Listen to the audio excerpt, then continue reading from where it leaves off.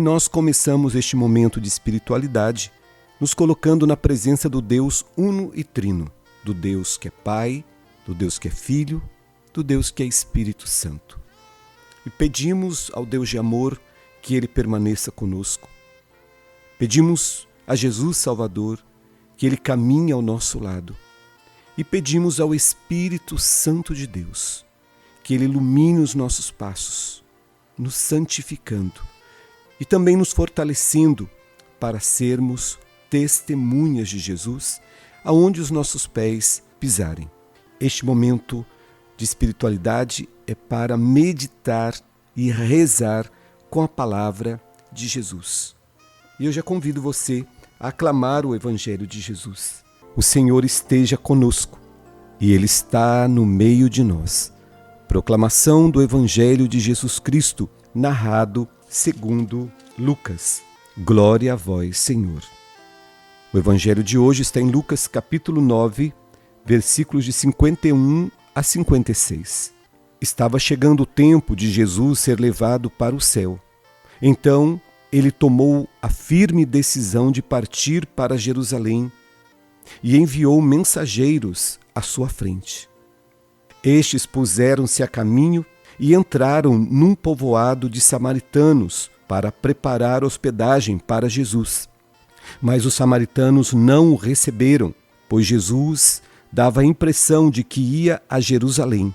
Vendo isso, os discípulos Tiago e João disseram: Senhor, queres que mandemos descer fogo do céu para destruí-los? Jesus, porém, voltou-se e repreendeu-os. E partiram para outro povoado. Esta é para nós palavra da salvação. Glória a vós, Senhor.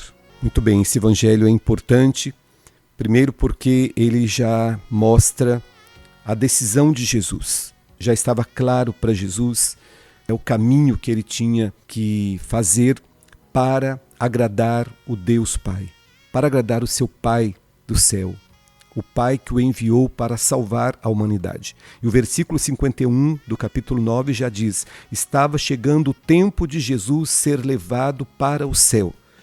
Isso significa que já estava chegando o tempo de Jesus ser traído, julgado, flagelado, carregar a sua cruz até o Calvário, ser pregado na cruz, morrer crucificado e depois ressuscitar. Essa missão de Jesus já estava bastante clara, por isso Lucas vai então dizendo: estava chegando o tempo de Jesus ser levado para o céu. E para ele cumprir esta missão, ele precisa ir para Jerusalém. Então ele tomou a firme decisão de partir para Jerusalém, porque ali estava todo o poder religioso e todo o poder político. Poder religioso, os anciãos, os doutores da lei, o sinédrio, que representavam o poder religioso, e o poder romano que dominava o povo hebreu naquele tempo. E para fazer este caminho até Jerusalém, que não é um caminho que não era perto, ele vai enviar mensageiros para irem à sua frente preparando o caminho dele, porque ele ia parando de lugares em lugares, não dá para fazer uma caminhada sem paradas, não é? Sem descanso. Estes enviados de Jesus, esses mensageiros de Jesus, puseram-se a caminho e entraram, e aqui que é o interessante, onde eles entraram? Entraram num povoado de samaritanos para preparar ali hospedagem para Jesus. Como Jesus parava em várias aldeias, em várias localidades, então eles pararam ali. Quem foi que parou ali? Tiago e João. Foram eles que foram à frente para preparar hospedagem para Jesus. Mas os samaritanos, diz aqui a palavra, não o recebeu. Não quis receber Jesus. Por quê? Porque Jesus dava a impressão de que ia para Jerusalém. É preciso entender este texto, porque a gente lê esse texto e às vezes não entende muito. Mas por que os samaritanos não quiseram acolher Jesus? Porque existia, desde lá do Antigo Testamento, uma inimizade, um ódio entre os judeus e os samaritanos. E é preciso entender que este conflito entre esses dois povos não foi por causa de Jesus, mas começou lá no Antigo Testamento. né? E esse conflito que começa lá no Antigo Testamento, ele vai se arrastando até o tempo de Jesus, que nós podemos chamar também de Novo Testamento. No tempo de Jesus, este ódio mútuo entre judeus e samaritanos ainda era muito forte, ainda era muito intenso. É só perceber aqui que os samaritanos não quiseram nem receber Jesus, não quiseram nem que Jesus se hospedasse ali. É porque não gostavam de Jesus? É que Jesus estava indo em direção a Jerusalém. No versículo 53 diz assim: mas os samaritanos não o receberam, ou seja, não receberam Jesus, porque Jesus dava a impressão de que estava indo para Jerusalém. Ou seja, Jesus nem teria falado, porque Jesus já sabia dessa inimizade. Mas o que significa o fato de Jesus ter dado sinal que ia para Jerusalém e os samaritanos já se fecharam para a pessoa de Jesus? É porque, justamente com a morte do rei Salomão, até o tempo do rei Salomão, nós conhecemos isto, né? Ele que foi o rei do povo hebreu, o reino de Israel era formado por 12 tribos, as 12 tribos de Israel. E com a morte do rei, as 12 tribos de Israel foram divididas em 2 reinos, o reino do sul e o reino do norte. O reino do norte fixou a sua capital religiosa e política na região da Samaria, que é esta região onde Jesus está agora. E já o reino do sul, ele continuou com sua capital política e religiosa em Jerusalém, justamente ali em Jerusalém, conforme tinha sido já estabelecido pelo rei Davi, pai do rei Salomão. Esses 2 reinos pecaram contra Deus, todos os 2 reinos.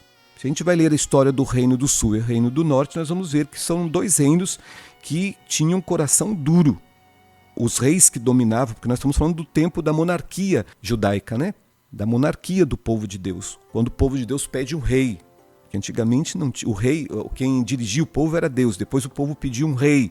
Esses reinos do norte e do sul foram governados por reis, e os reis eram que conduziam o seu povo, né? E muitas vezes conduziram o povo contra a vontade de Deus. E o que aconteceu? Aconteceu que no reino do norte, os reis que começaram a governar o povo eram reis ímpios. Infelizmente, o reino do norte teve vários reis ímpios. Reis que fizeram muitas coisas que não agradaram a Deus. E reis que, porque conduziam o seu povo, também levaram o seu povo a fazer muitas coisas que não agradaram a Deus, que levaram o povo a pecar contra Deus. E aí o reino do norte ele foi sendo progressivamente tomado, né? Porque naquele tempo existiam as guerras. O reino do norte, por conta dos seus pecados, o reino do sul também, mas o reino do norte foi o primeiro reino que começou a ser atacado, invadido por povos estrangeiros. E Samaria, que era a capital, ela caiu nas mãos do Império Assírio, que era um império pagão e que tinham costumes pagãos. E qual era o costume daquele tempo? Quem vencia uma guerra tomava aquela região, levava os que sobraram vivos para o seu próprio reino e traziam povos do seu reino para ocupar aquela terra que tinha sido conquistada. Lógico que nesse movimento de leva, aqueles que sobraram, os presos de guerra, ficavam também ali presos de guerra, com certeza, mulheres ficavam, crianças ficavam, e vinham os povos dominantes para habitar aquele reino que fora vencido. E começou a acontecer aquilo que não deveria ter acontecido, segundo o Reino do Sul. A miscigenação, a mistura do povo hebreu com os povos pagãos. Quando a gente fala de mistura, a gente fala de casamento mesmo entre hebreus e pagãos. Então essa mistura aí de cultura, de religião, foi acontecendo uma miscigenação. O povo samaritano, que também era um povo monoteísta, que tinha Javé como único Deus, agora ele vai fazer um caminho contrário do povo do Reino do Sul. O Reino do Sul, que é o povo hebreu, ele permanece monoteísta. Embora tendo cometido vários pecados, permanece tendo Deus como seu único Senhor, seu único Deus. Já o povo da Samaritana, invadido por esses povos todos, dominado por tantos povos, acabam vivendo essa miscigenação e deixam de ser um povo monoteísta, embora ainda existisse ali, com certeza, hebreus monoteístas, mas a maioria se tornou um povo politeísta. Então, na Samaria, vivia ali um povo que era hebreu, mas agora adorando outros deuses. Esse foi um dos primeiros problemas acontecido aí entre judeus e samaritanos. Além deste problema, existia uma diferença também religiosa. Já falei, a primeira diferença religiosa é a questão do monoteísmo mesmo. Os hebreus permanecem monoteístas e os samaritanos politeístas. Uma outra questão se deu por conta do templo. Os samaritanos construíram um templo no Monte Gerizim e construíram esse templo e tiveram ali os seus próprios sacerdotes. Além disso, eles fizeram o quê? Eles passaram a considerar que a adoração no templo de Jerusalém, olha o respeito que se tinha pelo templo de Jerusalém, os samaritanos começaram a considerar que a adoração ali no templo de Jerusalém era uma adoração imprópria. E eles diziam isto alegando que fora o próprio Moisés que teria indicado o Monte Gerizim como lugar de adoração e não o Monte Sião, onde estava estabelecido o Templo de Jerusalém. Eu trouxe duas questões só para entenderem essa inimizade. Poderia falar mais, mas vamos ficar com estas. E aí, resultado, todas as pessoas que iam em direção de Jerusalém, os samaritanos rejeitavam, perseguiam, batiam, às vezes até matavam. Por quê? Porque entendiam que eles estavam indo adorar Deus no Monte Sião, lá em Jerusalém, quando na verdade deveriam adorar no Monte Gerizim, na Samaria. Imagina o ódio que se estabeleceu, a raiva, a mágoa, até no tempo de Jesus. Qualquer um que passasse ali pela região de Samaria em direção a Jerusalém já era tido como inimigo, porque se entendia que era alguém do Reino do Sul indo para adorar em Jerusalém, quando deveriam adorar na Samaria. Isso segundo os samaritanos. E agora estava acontecendo com Jesus. Jesus estava indo para Jerusalém para cumprir a sua missão e ele precisa descansar em algum lugar. E os discípulos param ali num lugarejo, né, no vilarejozinho ali da Samaria, num povoado, pedindo que Jesus possa ficar por ali, que eles possam ficar por ali, porque é Jesus com seus apóstolos, com as mulheres que o seguem, com os discípulos que o seguem.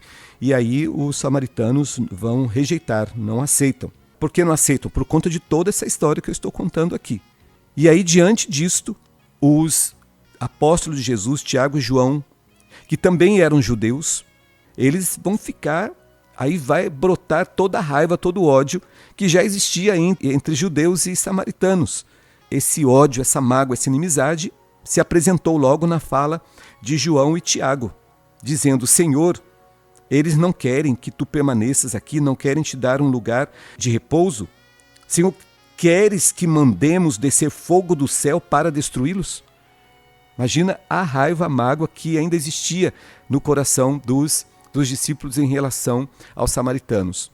E é por isso que a gente vai ver cenas onde Jesus, por exemplo, ele vai ter uma conversa com a samaritana, lá no poço de Jacó. Os discípulos não entendem, os judeus não entendem como é que Jesus, um judeu, pode estar conversando com uma mulher samaritana. O que Jesus vai fazer diante dessa fala de João e Tiago? Jesus, porém, voltou-se e repreendeu-os. Jesus deve ter chamado a atenção deles. Tipo, são nossos irmãos, vocês não entenderam que o reino de Deus é para todos. Vocês não entenderam ainda que eu vim para todos. Vocês não entenderam ainda que é preciso um coração manso, humilde, um coração misericordioso, um coração capaz de amar, de perdoar, de compreender, de acolher. E por conta disso eles acabaram partindo para outro povoado. Mas o que vamos guardar deste evangelho? Vamos guardar deste evangelho alguns ensinamentos. Primeiro, a determinação de Jesus de ir para Jerusalém para cumprir com a vontade do Pai, entregar a sua vida, morrendo na cruz e ressuscitando no terceiro dia para salvar a humanidade do pecado, da morte e do domínio do mal, do diabo. Vamos ver a inimizade entre um povo que se dividiu em norte e sul, povo do norte e povo do sul, e que ficaram inimigos por conta de questões religiosas, por conta de crenças religiosas, por conta de questões políticas também, existente naquele tempo, e que se arrastou até o tempo de Jesus, como nós estamos vendo. Uma terceira lição é que os próprios discípulos de Jesus, os que andavam com Jesus, ainda permaneciam com o coração cheio de raiva e de mágoa. Claro, isso foi sendo aprendido culturalmente, não é que os samaritanos é um povo misto, não é um povo puro, não é um judeu puro, não é um hebreu puro, porque se misturou com nações pagãs. Então isso deveria ser falado. Evitem, não se aproximem deles, cortem caminho. E isso estava impregnado também entre os apóstolos. E Jesus vai então quebrar esse comportamento, repreendendo este comportamento, não é? Esse sentimento de raiva e de mágoa. Imagine João, o discípulo amado, Tiago, dizer: tu queres, Senhor, que mandemos fogo do céu sobre eles? Porque eles merecem isso. Não, eles não merecem isso. Vamos simplesmente ir para frente, vamos procurar um outro lugar de repouso. Olha a mansidão de Jesus, olha o ensinamento de Jesus dizendo: não é assim. Não é mandando fogo do céu, pedindo que venha fogo do céu sobre aqueles que vocês acham que são inimigos, que resolverá a questão das relações, da amizade. O caminho é outro. E o caminho eu estou fazendo. Estou indo para Jerusalém para me sacrificar, para dar a minha vida por todos na cruz. Que nós peçamos a Jesus neste momento de oração, que Ele arranque do nosso coração toda mágoa e todo ódio. Infelizmente, Jesus, nós guardamos sim tristezas, mágoas, raiva, ressentimentos, inimizade de pessoas que passaram por nossas vidas, ferindo o nosso coração. E muitas pessoas também, Senhor, devem ter feridas causadas por nós, pela nossa forma de falar, pela nossa forma de julgar, pela nossa forma de perseguir, pela nossa forma de tratar o irmão. E neste momento de oração, na Tua presença amorosa, na Tua presença misericordiosa, na Tua presença libertadora e salvífica, nós apresentamos o nosso coração. Quantos de nós, Senhor, estamos presos às mágoas e às raivas? Quantos de nós já dissemos: não vou perdoar, não vou dar chance, morreu para mim, acabou, e trazemos mágoas dentro da gente, ressentimentos dentro da gente, que vão nos adoecendo, que vão minando a nossa saúde mental, que vão minando a nossa saúde física. Raivas, mágoas, ódios, ressentimentos que vão minando a nossa vida também espiritual. Neste momento, Jesus, nós pedimos: liberta o nosso coração de todo ressentimento e mágoa. Diga, meu irmão, minha irmã, para Jesus, se você tem mágoa de alguém, raiva de alguém, ressentimento de alguém, lembranças ruins de alguém, se você tem inimizade com alguém, fala: Senhor, agora inunda o meu ser com uma onda de amor. Inunda o meu ser com o Teu próprio amor. Inunda o meu ser com a Tua misericórdia, com a Tua compaixão, com o Teu perdão, para que eu possa agora perdoar todas as pessoas que me feriram, consciente ou inconscientemente. Que sejam quebradas no meu coração agora toda inimizade, toda rivalidade, e que sejam arrancados do meu coração sentimentos de ódio, de mágoa, de raiva contra quem quer que seja. Eu clamo a Ti, Jesus, um coração livre, livre de raiva, mágoa e inimizade. E ao mesmo tempo peço, Senhor, neste momento, alcance, Senhor, neste momento as pessoas que eu magoei. E você pode dizer isto: Jesus vai agora tocar nos corações das pessoas que eu feri, e que elas também agora sintam, sejam provocadas pelo Teu Espírito Santo, com o desejo também de me perdoar. Pede isso para Jesus. Se você lembra alguém que você feriu, fala: Senhor, que esta pessoa, pode até dizer o nome, agora sinta no seu coração o desejo de me deixar livre com o perdão. Que essa pessoa queira também me perdoar. Que o coração desta pessoa fique livre da mágoa, do ódio, da raiva, do ressentimento que eu provoquei. Que ela também seja curada desses males, desses sentimentos ruins, liberta desses sentimentos ruins. Impeça, Senhor, que eu deseje o mal, que eu queira o mal para quem quer que seja. Tiago e João quiseram que fogo do céu viesse contra a vida dos samaritanos. Não, Senhor, neste momento de oração, impeça que no meu coração, e você pode dizer isso para Jesus também, impeça, Jesus, que o meu coração, que os meus pensamentos desejem mal para quem quer que seja, ainda que esta pessoa tenha sido um grande mal para a minha vida, ainda que esta pessoa tenha me ferido, me feito grande mal. Livra o meu coração e a minha mente de desejar mal, vingança, por quem quer que seja. Enche o meu coração de amor, enche o meu coração de paz, enche o meu coração da tua graça. Abençoa o meu coração, a minha vida. Abençoa, Senhor, aquelas pessoas que não me amam. Diga isso para Jesus. Às vezes nós ferimos as pessoas e nem temos lembrança. Então, Senhor, abençoe agora aquelas pessoas que não me amam, porque talvez por uma palavra, um olhar, um comportamento inadequado. Abençoe, Senhor, aqueles que não me têm como amigo. Diga isso para Jesus. E dai a mim e àqueles que não me amam um coração livre para amar. Obrigado, Senhor, pela tua palavra. Obrigado por nos ensinar com a tua palavra. Bendito seja o teu nome, Senhor, hoje e sempre. Amém.